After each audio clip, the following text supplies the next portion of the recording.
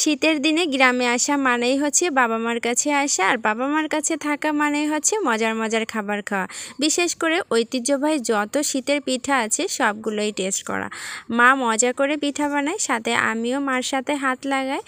শীতের ঐতিহ্যবাহী পিঠার মধ্যে পুলি পিঠা রয়েছে অন্যতম, আর এই পিঠাটা হচ্ছে সুজি, নারকেল আর গুড়ের পুরে ভরপুর অনেক মজার একটি পিঠা।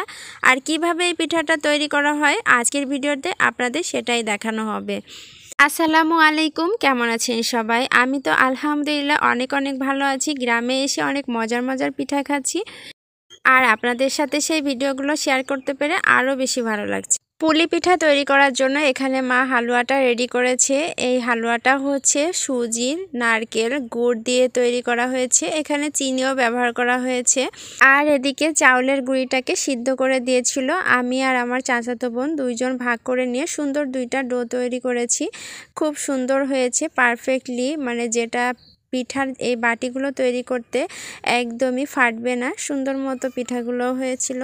পিঠাগুলো তৈরির জন্য প্রথমেই এই যে আটার যে ডো, এখান থেকে একটুখানি আটা নিয়ে সুন্দর মতো গোল করে তারপরে এই বাটির শেপ দিয়ে নিতে হবে।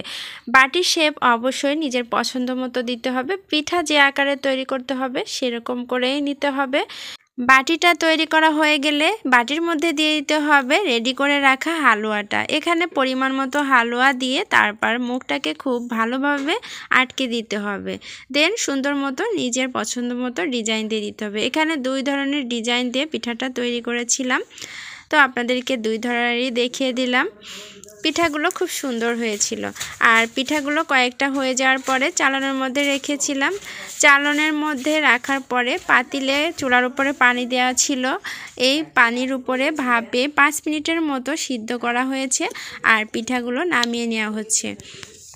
একদিকে পিঠা নামানো হচ্ছে, আবার এই পিঠাগুলো চালনটা খালি হয়ে গেলে আবারও আমরা যে পিঠা বানিয়ে রেডি করে রেখেছিলাম সেগুলোই চালনের মধ্যে দিয়ে দেওয়া হচ্ছে।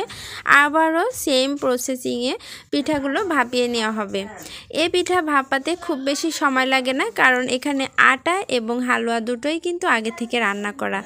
চালনের মধ্যে তুলে রাখা পিঠাগুলো পাতিলের উপর বসিয়ে দেওয়া হলো ভাপানোর জন্য। আর প্রথম স্টেপে ভাপিয়ে নেওয়া পিঠাগুলো আমরা সবাই মিলে খাচ্ছিলাম, খুবই মজার হয়েছিল। আর একইভাবে সবগুলো পিঠা বানানো হয়েছিল, অনেকগুলো পিঠা হয়েছিল, সবগুলো পিঠাই খুব সুন্দর হয়েছিল। তো এবছর আপনারা এই পুলি পিঠা কে কে খেয়েছেন অবশ্যই কমেন্টে জানাবেন, আর আমার এই ভিডিওটা কেমন লাগলো সেটাও জানাবেন।